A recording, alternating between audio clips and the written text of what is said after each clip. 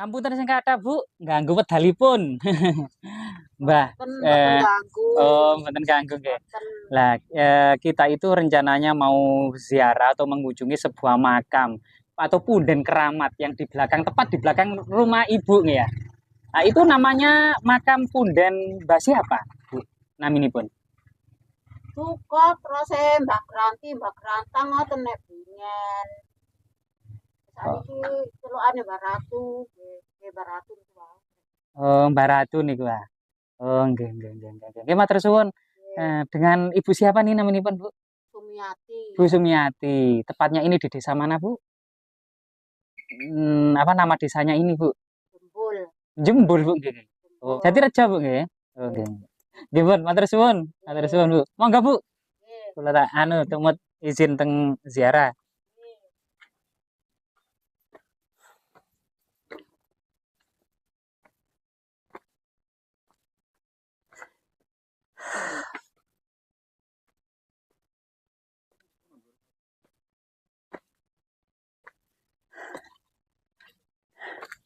Jadi sangat luar biasa ya. Ternyata untuk menuju ke Punden Baratu kita harus melewati beberapa puluh anak tangga yang terbuat dari beton ya, termasuk kemudian terbuat dari batu-batu alam. Diduga untuk menuju Baratu ini merupakan sebuah situs peradaban kuno atau megalitik atau juga semacam jejak pertapaan atau asrama Kadekwaguruan di era Kerajaan Majapahit. Karena lereng gunung ini sebenarnya dekat dengan ibu kota Kerajaan Majapahit yang ada di Trowulan, sekitar 2 kilometer saja. Dan tentunya kita akan melihat jejak-jejak peradaban kuno semacam batu-batu yang ada di sini atau artefak-artefak yang sangat penting ya. Nah, tepat di belakang kita, di depan kita, ini ada kita menemukan salah satu artefak yang sangat luar biasa sekali ya. Jadi diduga ini merupakan meja persajian atau dolmen ya, yang merupakan jejak-jejak magis dan sakral pada masa peradaban prasejarah atau pada masa peradaban kuno yang diduga ini merupakan bagian dari sebuah ritual yang bagian bawah. Artinya seseorang jika hendak ke atas ke area yang paling keramat itu biasanya memberikan persajian sebagai wujud apa namanya wujud apa namanya sowan terlebih dahulu ya, izin tidak mau memasuki area magis dan sakral. Apakah mungkin ada inskripsi ya? Tidak ada ya. Luar biasa sekali. Kita akan melanjutkan ke atas. Kemungkinan masih sekitar 100 meter lagi ya. Ya, sambil menikmati pemandangan yang indah, kebun pisang dan surga buah-buahan ya, termasuk bambu. Ini kita sudah sekitar berada di atas sekitar 900 mdpl ya. Dan pemandangan yang ada di sana sangat indah sekali. Kita lanjutkan perjalanan. Ya, cerita tutur yang berkembang di masyarakat adalah sebuah makam yang di dekat di atas gunung ini, yang masyarakat ternyata mengenalnya sebagai Baratu. Ratu sendiri merupakan bahasa asli Nusantara untuk menyebut raja. Jadi raja itu sebenarnya kosakata yang diambil dari Sangsekerta atau India, Sri Maharaja. Ini dari India. Sedangkan Rama, Rakai, Ratu ini merupakan gelar penguasa daerah asli Nusantara. Sehingga kemudian raja pertama dari dinasti Sailendra, ini semua nama-namanya itu ternyata bergelar daerah atau bergelar asli Nusantara. Rakai Mataram, penguasa Mataram, Sang Ratu, Sang bahasa Melayu kuno, Ratu Sanjaya. Nama Sanjanya saja yang kemudian menggunakan bahasa Sanskerta, tapi seluruh gelarnya menggunakan gelar asli Nusantara. Yang artinya Nusantara sebelum terpengaruh oleh peradaban Hindu-Buddha India sudah mengenal organisasi negara.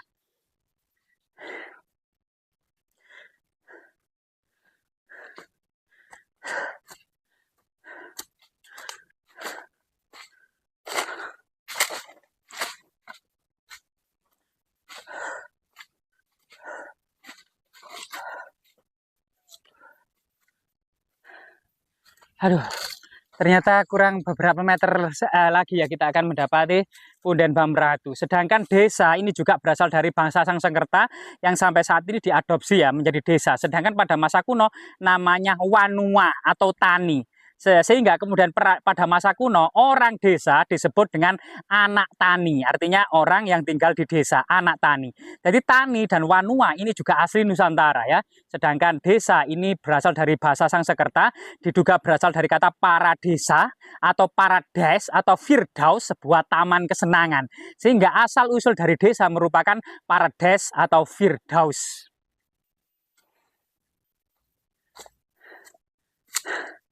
Aduh.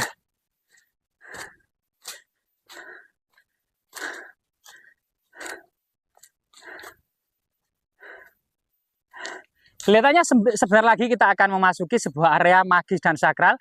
Ada pos penjagaan ya, ada pos penjagaan di bawah pohon pule. Nah, ini berbeda dengan era kerajaan Majapahit. Biasanya pos-pos penjagaan di desa-desa itu di bawah pohon beringin atau beringin ambulu. Termasuk dalam kitab Negara Kertagama, sebelum memasuki Paseban, area untuk menyambut tamu di era kerajaan Majapahit, sepanjang jalan kiri kanan ditanami pohon bramas tanah, berkaki bodi, berjejer panjang, berbentuk aneka rupa, tempat para tanda jaga Paseban. Termasuk kemudian di sini adalah juga pos penjagaan ya, bukan untuk menjaga sebuah Paseban, tapi untuk menjaga sebuah makam keramat dari Mbah Ratu. Kemungkinan apakah ini juga merupakan makam Ratu Majapahit terakhir ya. Jadi Ratu pada masa kuno bukan penguasa perempuan ya. Sebenarnya dalam bahasa India Sangsekerta, kalau penguasa perempuan itu namanya rani, bukan ratu. Jadi para raja laki-laki dan para rani perempuan. Ya, jadi kalau di Majapahit sendiri Prabu itu laki-laki, Prabu istri itu raja perempuan. Jadi ratu itu gelar untuk menyebut penguasa, baik laki-laki maupun perempuan itu disebut ratu.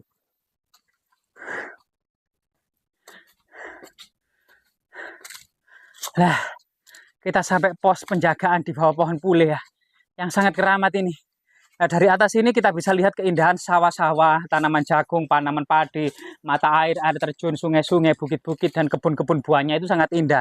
Nah, termasuk sini itu kebun buah, dan di sini kita akan mendapati makam Mbah Ratu. Bagaimana kondisinya? Apakah memang ada artefak-artefak penting atau sesuatu yang bercirikan raja-raja Majapahit ya, atau tinggalan pada masa kerajaan Majapahit?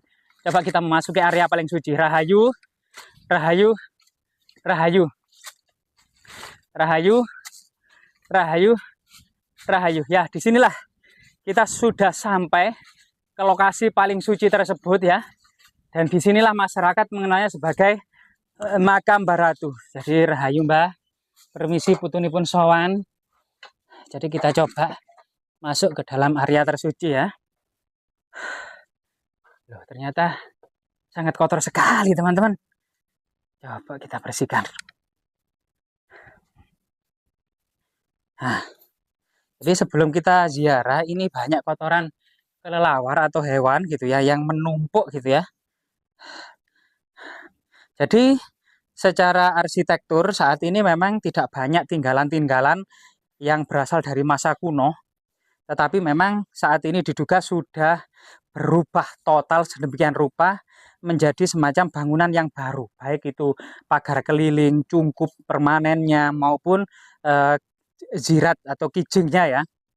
Nah, ini termasuk kemudian ini makamnya. Tapi makam yang sangat panjang dan tinggi ini diduga memang kelanjutan atau posisi makam yang panjang ini ya dan besar ini tetap ya, tetap dilestarikan oleh masyarakat sebagai makam yang sangat panjang. Makam yang panjang di Jawa sendiri, era kerajaan Majapahit ini memiliki makna. Jadi, coba kita ziarah dulu. Rahayu, Rahayu, Rahayu.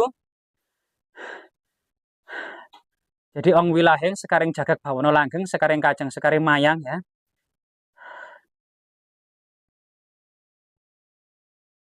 Ya. Jadi di sini tidak banyak artefak-artefak yang sudah tertinggal karena semuanya sudah baru. Lantainya sudah dikeramit, pagar kelilingnya sudah batu bata modern, cungkupnya sederhana, tapi memang sudah apa namanya, sudah ini adalah sebuah usaha masyarakat lokal, masyarakat sini, masyarakat desa ini untuk merawat tinggalan leluhurnya.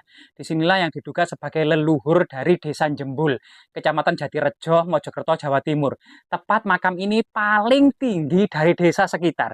Dari makam ini kemudian desa-desa di bawah itu terlihat dari atas. Dan makam ini diduga panjang sekali ini, lebih dari 5 meter ini, diduga memang kelanjutan dari makam kuno yang ada di bawahnya. Sehingga kemudian panjangnya makam ini kemudian terus dilestarikan hingga saat ini. Meskipun sudah diganti dengan batu bata modern era saat ini dan dibangun sedemikian rupa yang tinggi dan panjang. Diduga kemudian nisannya juga seperti itu. Jadi Rahayu Mbah, Rahayu.